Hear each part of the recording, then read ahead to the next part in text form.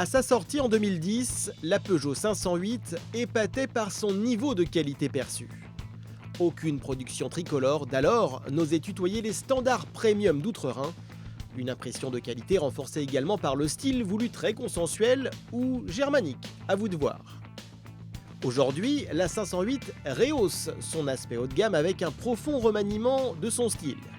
La nouvelle calandre plus verticale intègre désormais le lion et sera déclinée ultérieurement sur d'autres modèles. Le nouveau dessin des blocs optiques lui offre un regard plus volontaire et les boucliers redessinés intègrent désormais les feux de jour et les clignotants. La poupe profite également de modifications sensibles, le bouclier plus proéminent, il allonge en effet la 508 de presque 4 cm, rééquilibre l'ensemble.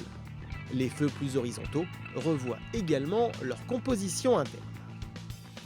À l'intérieur, Peugeot semble avoir entendu les griefs tenus à l'encontre de la 508 quant à son ergonomie quelque peu compliquée. Le module qui permettait de contrôler notamment la navigation GPS derrière le levier de vitesse est remplacé par quelques boutons désormais intégrés à la console centrale et surtout par le nouvel écran tactile.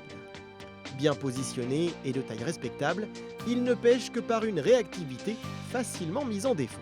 La 508 restylée réaménage également sa palette de motorisation, les grandes nouveautés concernant le cœur de gamme avec un 2 litres Blue HDI désormais proposé en 150 et 180 chevaux. C'est cette dernière version que nous avons essayée, dotée d'office de l'inédite boîte automatique 6 rapports. Sortie des centres-villes, la Peugeot 508 fait étalage de ses capacités et ce quelle que soit sa version SW, berline ou RXH. Parfaitement suspendue, la Lionne fait preuve d'un comportement routier imperturbable, doublé d'une agilité réjouissante, le tout dans un confort de premier ordre. Impérial sur la route, le châssis de la 508 reste un must dans la catégorie. Le 2 litres Blue HDI, bien que timide sous les 1500 tours minute, offre des performances dignes malgré les presque 1 tonne 7 de la française. De plus, il s'avère relativement sobre.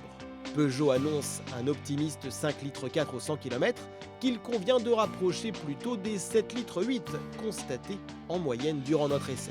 Une valeur très raisonnable eu égard aux prestations proposées. Côté équipement, la Peugeot 508 se dote pour la première fois de l'écran tactile donc, mais aussi de la caméra de recul, du détecteur d'angle mort, et c'est tout. Nulle présence de régulateur de vitesse actif, de freinage automatique d'urgence ou encore d'assistant de parking, pourtant disponible sur la 308. Un retard technologique que Peugeot justifie par les coûts d'intégration que représentent ces systèmes sur un véhicule déjà existant, peu rentable sur le restylage d'un modèle déjà bien installé sur le marché.